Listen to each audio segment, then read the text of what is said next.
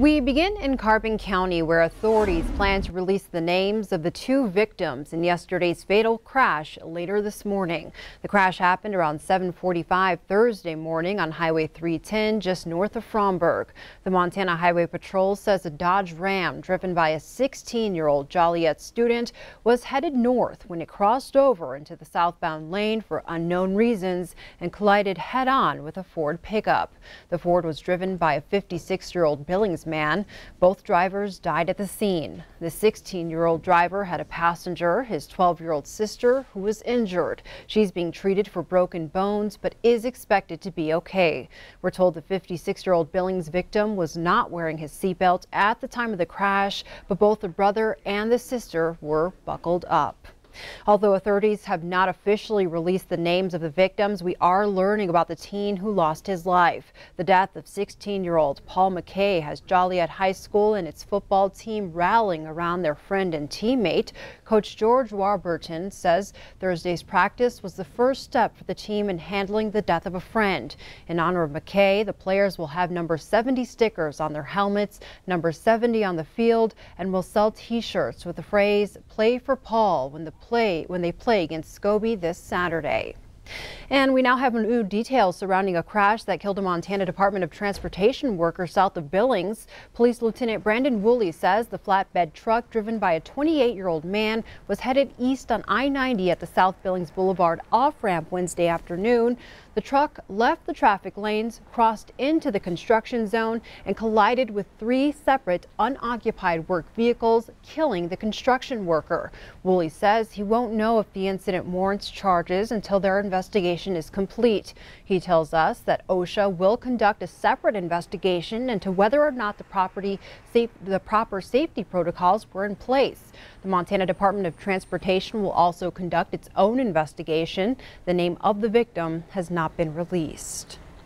Have you received a prepaid debit card after a recent hospital visit in Billings? If so, you might be part of a class action lawsuit filed last week in Yellowstone County District Court. A Billings woman is suing the parent company of St. Vincent Healthcare, SCL Health, after the hospital overcharged her for a medical visit, then issued her reimbursement on a prepaid debit card.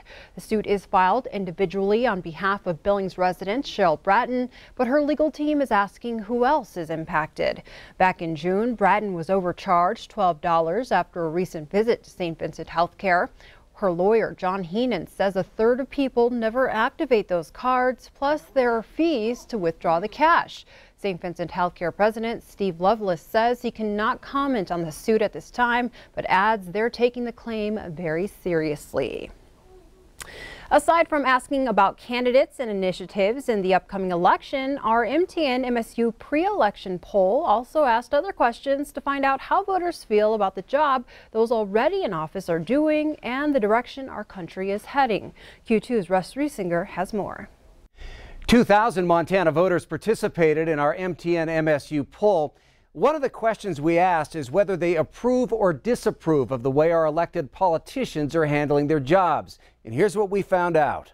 President Trump won Montana by a landslide and still enjoys wide popularity among Republicans. In fact, he's got the highest approval rate of any of our politicians. I am thrilled to be back in Big Sky country with so many of my great friends and true American patriots. Thank you. Thank you. 55% of voters we polled say they approve of the way the president is handling his job. 44% disapprove. Democratic Governor Steve Bullock had the second highest approval rating, 54%, while 35% disapproved of the job the governor is doing. Very respectable numbers in a red state. Republican Senator Steve Daines fared well. Daines had a 53% approval rating and the lowest disapproval rating at 31%. Congressman Greg Gianforte had the lowest approval rating at 48%.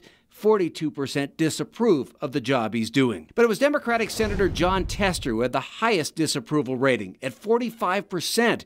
Still, Tester has almost total support from Democrats and a big lead with independents. So what does that mean?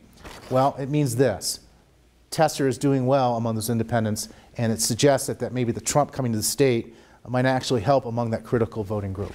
One issue that all voters we polled felt strongly about is illegal immigration, something Tester's opponent, Matt Rosendale, and other Republicans have been playing up. That is Rosendale's bid to basically try to peel off some Democrats and, most importantly, peel off independents. 62% of independents basically agree or strongly agree that legal immigration is a problem, and it's near universal among Republicans. We also asked voters whether they think the country is headed in the right direction.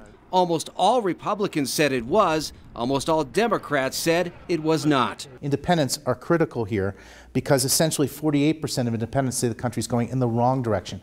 Again, a sign to me that there's dissatisfaction with the federal government. How that all plays out on Election Day remains to be seen, but it's clear that which way those independent voters end up going could have a big impact on who comes out on top. I'm Russ Riesiger, MTN News. Meanwhile, Senator Jon Tester spent the day Thursday checking off the boxes on his ballot in Fort Benton. Senator Tester is seeking his third term in the Senate. In our poll, Tester held a 3-point lead over Republican challenger Matt Rosendale. Libertarian Rick Breckenridge is also running in this year's Senate contest. In health news, a high-tech eye test that diagnoses traditional eye problems, including glaucoma and cataracts, is now helping doctors detect serious health issues. CBS's Chris Martinez shows us how it works. And put your forehead all the way forward. Are you comfortable? Yes. 3 years ago, Allie Mateus went to the optometrist with pain in her eyes. Something was strange in my eye and I had never felt the pain before, so I really wanted to figure out exactly what was going on. Get closer until it turns green. The 26-year-old had a test using this machine called the OptoMap.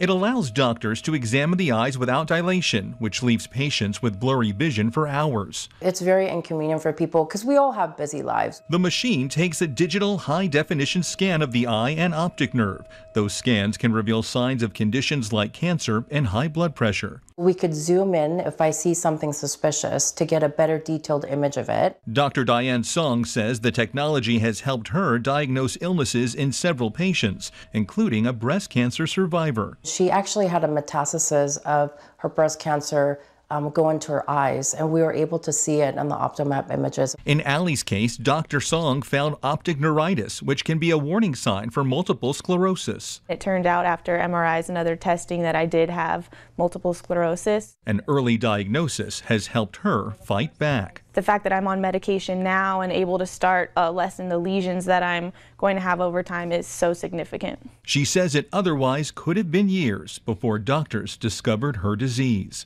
Chris Martinez, CBS News, Santa Clarita, California. The OptoMap test is not covered by all insurance plans. It typically costs about $40.